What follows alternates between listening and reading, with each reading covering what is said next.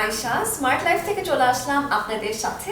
আজকে আমরা স্মার্ট লাইফের ক্লিনিং রোবটটি আসলে কতটা কার্যকরী সেটা দেখব। আমরা কিছু টেস্ট করব, পুরো ফ্লোরটা আমরা ইচ্ছা মতো নোংরা করব এবং দেখব কতক্ষণে কতটুকু সময় নিয়ে আমাদের ক্লিনিং রোবটটি ফ্লোরটি ক্লিন করে, এবং পাশাপাশি আমরা যেটা দেখব এটার মপিং ক্যাপাবিলিটি কতটুকু। আপনারা দেখতে পাচ্ছেন ফ্লোরে আমরা কিছু চিপস এবং কাগজের টুকরো ছড়িয়ে ছিটিয়ে রেখেছি। আমাদের অলরেডি ম্যাপিং করা আছে এই রুমটা। এখন আমরা এটা স্টার্ট করে দেব ডাস্ট কালেক্ট করার জন্য। রোবটটির উপরে দেখতে পাচ্ছেন একটি পাওয়ার বাটন আছে, যেটা প্রেস করে ধরে রাখলে এটি অন হয়ে যাবে। রাইট সাইডে এটা চার্জিং বাটন, এটাই প্রেস করলে রোবটটি চার্জিং বেসে চলে আসবে এবং বেসের কাছে গিয়ে চার্জ নেওয়া শুরু করবে। লেফট সাইডের বাটনটি হচ্ছে অটোমেটিক ক্লিনিং, এটা প্রেস করলে ক্লিনিং করা শুরু করবে।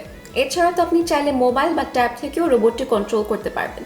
চলুন আমরা ক্লিনিং বাটনে প্রেস করে দেখি এটি কিভাবে ক্লিন শুরু করে। আপনারা দেখতেই পাচ্ছেন এটি বেস থেকে বের হয়ে গেছে ক্লিনিংয়ের জন্য। দেখি আসলে এই রোবটটি কিভাবে কাজ করে, এবং যখন ডাস্ট কালেক্ট সম্পূর্ণ হবে আপনাদের দেখিয়ে দেব কেমন ক্লিন করতে পেরেছেন। আপনারা দেখতেই পাচ্ছেন এটা চিপস কিভাবে কালেক্ট করে ফেলছে।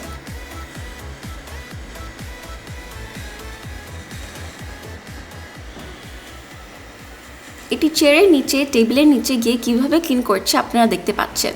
ইভেন বেড, আলমারির নিচে এটা সহজেই ঢুকে গিয়ে ক্লিন করে আসতে পারবে। এটা আমাদের মেডরা অনেক সময় করে না ঠিক মতো, যেহেতু আসলে সেখানে প্রবেশও করা যায় না, শুধু তখন ঝাড়ু দিয়ে একটু মুছে দিয়ে দেয়। কিন্তু এটা অনেক দূর গিয়ে ঘুরে ঘুরে ক্লিন করে ডাস্ট ক্লিন করতে পারে। অলমোস্ট সব ডাস্টটি কিভাবে কালেক্ট করে ফেললো দেখলাম আমরা। এখন রোবটটি চার্জিং বেসে চলে যাচ্ছে। রোবটটি থেকে চার্জিং বেসে ডাস্ট কালেক্ট করে নেয় 12 সেকেন্ডের মধ্যে। আপনারা দেখতেই পাচ্ছেন রোবটটি থেকে বেসটি ডাস্ট কালেক্ট করে নিচ্ছে। আমরা টাইম কাউন্টডাউন দেখছি। এবার আমরা চেক করে দেখি বেসের ডাস্ট ব্যাগ রোবটের কালেক্ট করা ডাস্টগুলো। এই ব্যাগটিতে মূলত ডাস্টগুলো এসে জমা হয়, অ্যান্ড এটা ওপেন করে আপনি তা ফেলে দিতে পারবেন। এবার চলুন আমরা দেখে নেই এর মপিংটা।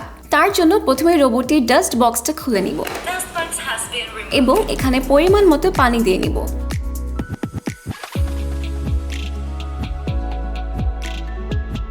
এন্ড সেই সাথে রোবটটির নিচে মপ করার জন্য মপের অংশটা অ্যাড করে নিব। মপ স্টার্ট করার আগে আরো কিছু ময়লা আমরা করে নিয়েছি। আপনারা দেখতেই পাচ্ছেন রোবটটি মপ স্টার্ট করেছে, এন্ড কি সুন্দরভাবে তা মপ করছে। আপনারা কিন্তু অবশ্যই আপনাদের মতামত জানাবেন এই রোবটটি আপনাদের কেমন লেগেছে, এটা কি ঠিক মতো মপিং করছে কিনা।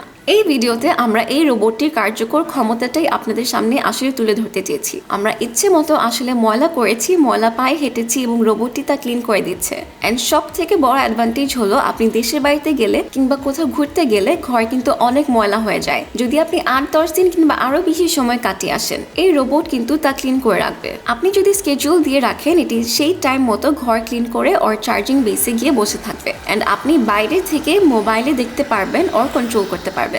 আমাদের মপিং করাও শেষ।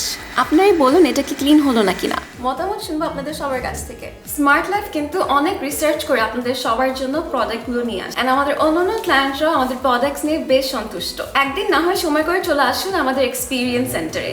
এখানে কিন্তু শুধু স্মার্ট রোবটই না, হোম অটোমেশনের আরো অনেক কিছু পেয়ে যাবে। তাহলে অপেক্ষায় রইলাম আপনাদের। Good bye.